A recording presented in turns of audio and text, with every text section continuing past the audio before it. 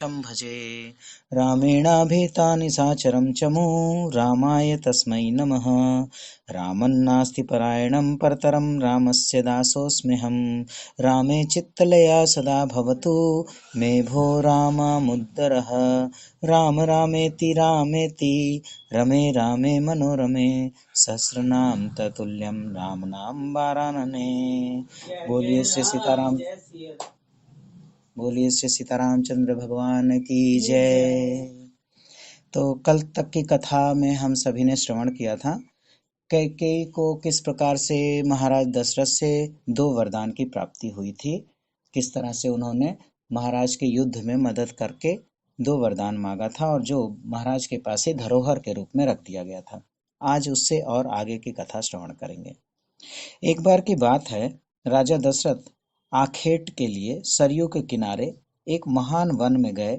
वहां उन्होंने बहुत से वनचारी पशुओं का वध किया और नदी के प्रवाह को अपने बाणों की वर्षा से अवरुद्ध कर दिया।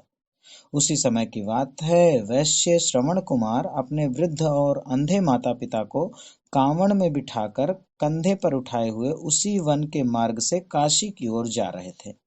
माता पिता को धूप की गर्मी ना लगे, इस कारण से वे दिन की बजाय रात्रि में लेकर के चल रहे थे। तभी प्यास से व्याकुल माता पिता ने अपने पुत्र श्रवण कुमार से जल पिलाने के लिए कहा। कांवर में बैठे हुए उन दोनों माता पिता को कांवर सहित तालाब के किनारे रखकर श्रवण कुमार घड़ा लेकर स्वयं जल के समीप गया और उसे घड़े को उल्टा करके जल भरने के लिए टेढ़ा किया, जल में डुबाया। तो उस घड़े से जल में डूबने के साथ साथ घड़े के अंदर की हवा बाहर आने लगी और घड़े से वैसी ही ध्वनि निकलने लगी जैसे कोई हाथी चिघाड़ रहा हो। राजा दशरथ ने उस शब्द को सुन करके समझा कि कोई हाथी है और वन्य हाथी को नहीं मारना चाहिए, यह जानते हुए भी राजा ने वैश्य श्रवण कुमार को हाथी समझकर बाण से शब्द अनुसंधान करके बींध दिया और वह बाण के प्रहार से श्रवण कुमार को लगने के बाद श्रवण कुमार चिल्लाया, हाय किसने मुझे मारा, यह कहते हुए जल में गिर पड़ा। मनुष्य की आवाज सुनकर राजा दशरथ घबरा उठे और शीघ्र ही वहां पहुंचे। उन्होंने उसे जल से बाहर निकाला। उसके मुख से सारा वृत्तांत सुनकर राजा भय से कांप उठे। उन्होंने उसके शरीर से बाण बाहर निकाला। राजा के मुख से पुत्र के मरण की बात सुनकर वे अंधे माता पिता अत्यंत विलाप करने लगे। उन्होंने राजा से ही चिता बनवाई और पुत्र के सहित उस चिता में ही अपने आप को समा दिए। पुत्र शोक से विह्वल उन दोनों ने उस राजा दशरथ को यह श्राप दिया कि पुत्र के शोक से पीड़ित होकर जिस प्रकार हम दोनों की मृत्यु हुई है, उसी प्रकार तुम भी पुत्र शोक से मृत्यु को प्राप्त करोगे। राजा दशरथ दुखी मन से अपनी नगरी अयोध्या में लौट आए। उन्होंने ये सारा घटनाक्रम सुना, गुरु महर्षि वशिष्ठ को बतलाया। वशिष्ठ जी ने उस दोष की निवृत्ति के लिए राजा के द्वारा साकेतपुरी में सरयू नदी के किनारे मुनि ऋष्यशृंग द्वारा अश्वमेघ यज्ञ करवाया।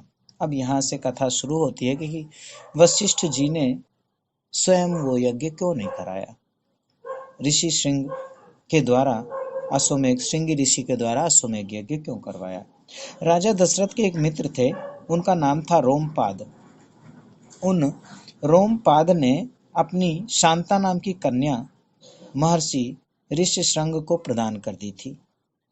एक बार की बात है, जब अंग देश के राजा रोमपाद के राज्य में बहुत दिनों तक वर्षा नहीं हुई, राज्य में अकाल पड़ गया। तब मंत्रियों के कथन के अनुसार राजा रोमपाद ने महर्षि बिम्भांडक के आश्रम में नगर वधुओं को भेजकर उनके द्वारा महर्षि बिम्भांडक के पुत्र मुनि ऋष्यशृंग को अपने राज्य में बुलवाया।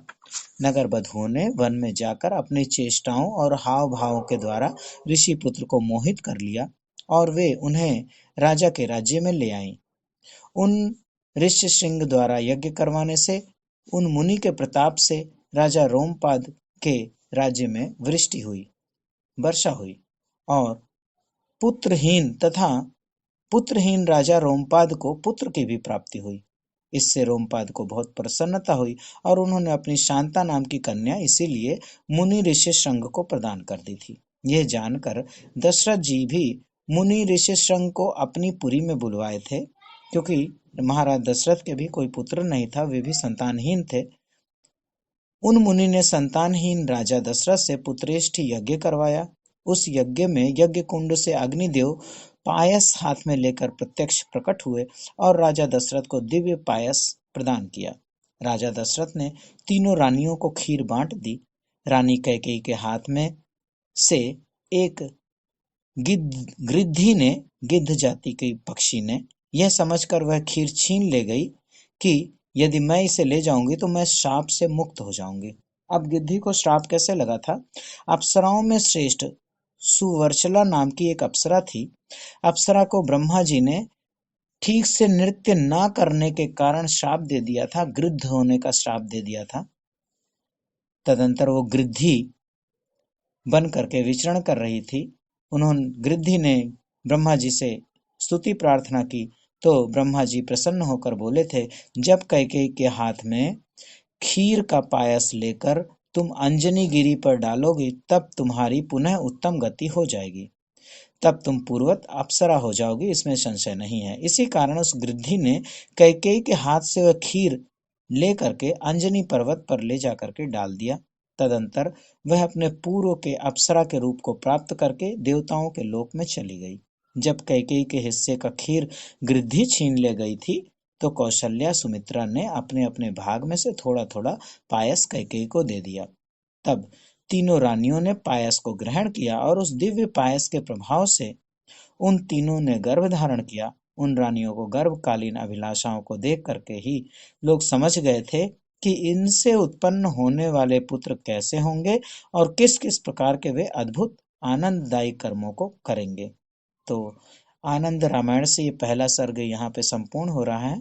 कल हम दूसरे सर्ग का प्रारंभ करेंगे। बोलिए सियावर रामचंद्र भगवान की जय, श्री हनुमान जी महाराज की जय। जय जय श्री सीताराम।